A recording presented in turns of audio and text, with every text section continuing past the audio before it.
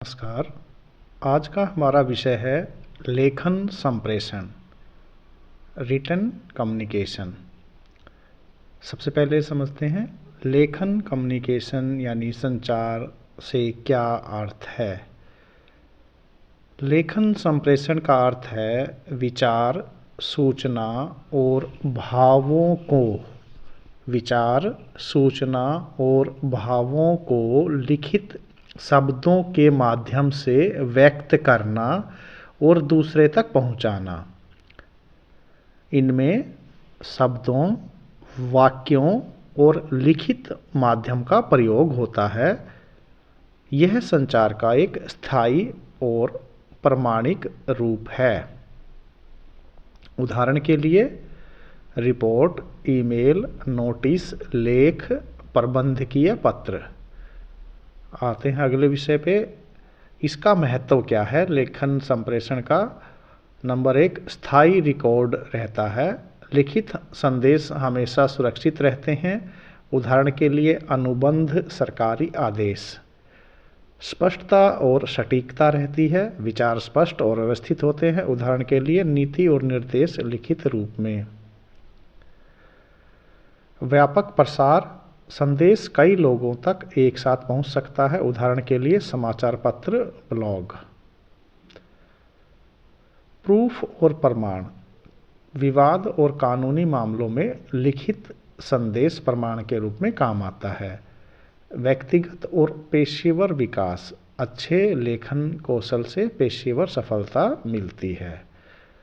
अब बात करते हैं लेखन संप्रेषण के उद्देश्यों की।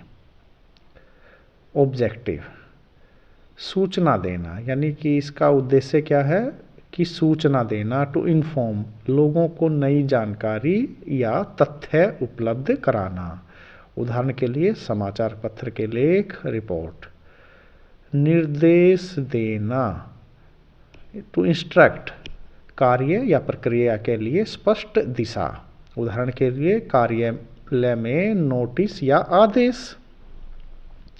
प्रभाव डालना, पाठक के विचार और निर्णय पर प्रभाव डालना। उदाहरण के लिए विज्ञापन और प्रचार सामग्री। विचार और भाव व्यक्त करना, अपने विचार और भाव लिखित रूप में व्यक्त करना। उदाहरण है पत्र, ब्लॉग, पत्रिकाएं, लेख। सामाजिक और व्यावसायिक संपर्क, संगठन और व्यक्तियों के बीच संपर्क। उदाहरण के लिए ईमेल, व्यावसायिक पत्र। अब बात करते हैं लेखन संप्रेषण की प्रक्रिया के बारे में। लेखन संप्रेषण की प्रक्रिया में निम्नलिखित चरण होते हैं। सबसे पहले स्रोत यानी कि लेखक, जिसको सेंडर या राइटर, संदेश तैयार करने वाला व्यक्ति जो संदेश बनाएगा। दूसरा, संदेश तैयार करना, मैसेज, विचार को, सूचना को और भाव को स्पष्ट रूप से लिखना। तीसरा, कोडिंग यानी भाषा का चयन, शब्दों और व्याकरण का सही चयन। इसके बाद आता है माध्यम और उसका चयन, यानी संदेश पहुंचाने का माध्यम, पत्र से, ईमेल से या रिपोर्ट से। अब बात आती है प्राप्तकर्ता की, रिसीवर या रीडर, संदेश ग्रहण करने वाला व्यक्ति, प्राप्तकर्ता।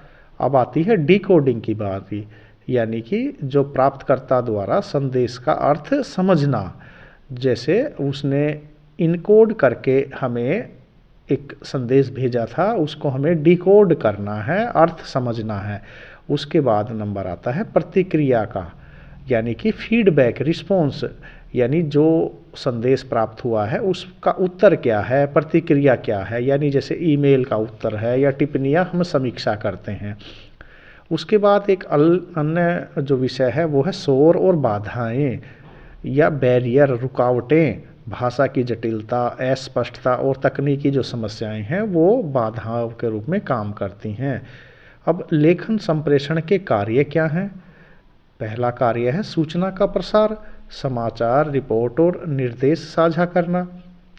संचार का दस्तावेजीकरण, डॉक्यूमेंटेशन, यानी संदेश का प्रमाण और रिकॉर्ड बनाए रखना। तीसरा, निर्णय और योजना में सहायता, लेखन से योजना और नीति तय होती हैं। नंबर 4, सामाजिक और व्यावसायिक संपर्क, संगठन, ग्राहक और कर्मचारियों के बीच संवाद। अगली बात है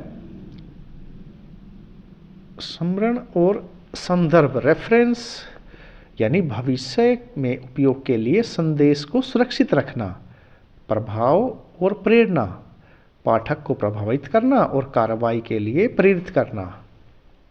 अब हम निष्कर्ष के रूप में कह सकते हैं कि लेखन संप्रेषण संदेश को स्थायी, स्पष्ट और प्रभावी रूप से दूसरों तक पहुंचाने की प्रक्रिया है।